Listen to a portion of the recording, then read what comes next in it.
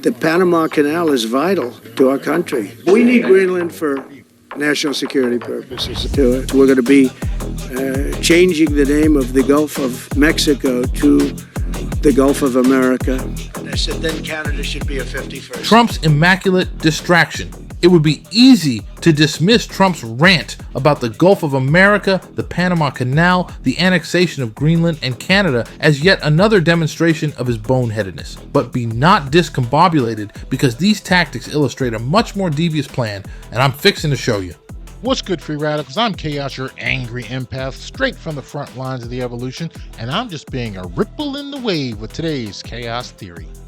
First, let's set the stage. Dude is just about to take office using a steamy pile of lies, and the people who got him in there, his supporters, are expecting him to make good on those lies, or at least put in the effort, making groceries cheaper, deportation, bringing back jobs, and draining the swamp are just a few of the promises. Remember that? But the reality, his plans are to serve one group of people, the oligarchs. So now he's got a problem. How's he going to keep his base amped up when he has clearly lied to them? Once again, the dog has caught the bus. He's like, oh crap, what am I going to do? So he says to himself, I need a distraction, something so astounding, so ridiculous, so over the top that my supporters, the dumbest group of voters, his words not mine, will be distracted long enough so they won't turn on me. And so, behold the immaculate distraction. Changing name of the Gulf of Mexico to the Gulf of America, annexing of Greenland and Canada. These are perfect shiny objects for the low IQ voters who put him in office. But why would Trump worry about them? He's won already. These folks are disposable in his eyes, right? Not just yet. He knows he has to placate these people because he'll have to go back to that well once more. For why, you ask, when he makes his play to become, wait for it, the supreme leader for life. He will create a national emergency as justification to suspend the 2028 election. In pure Xi Jinping fashion, he can secure his role as dictator for life. Now, as a reasonable person, you're thinking, politicians won't let that happen. But we've witnessed firsthand just how self-destructive and democracy-destroying con moves are. After all, they voted against middle-class tax breaks, unions, child tax credits, and modern health care. Here's the angle.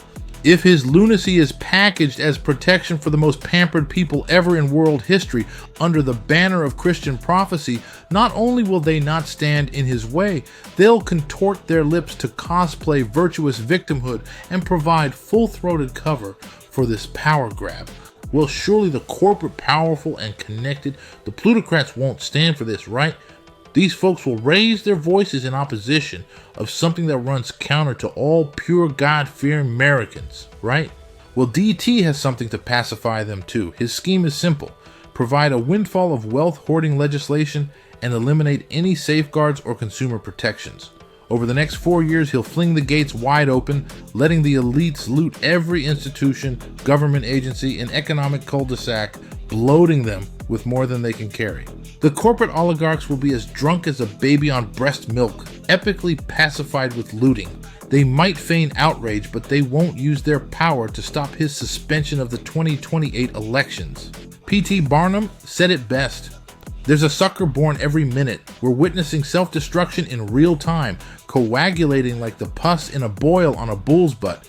This buffoon is using the immaculate distraction, i.e., the Gulf of America, Greenland, Canada, and their foreign leadership's reactions as adequate distractions. And as soon as the Constitution is suspended, these really important issues will vanish into thin air, like they were never there. As much as we might shake our heads at his grotesque cleverness, his self-serving distraction is working, and it is our job in the face of this play to instead stand for authentic democracy, inclusive prosperity, and institutional dignity for both people and nature.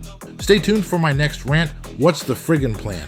I'm Chaos, and you can support this channel with your shares through Patreon and our swag store. Sales support the cause. Peace,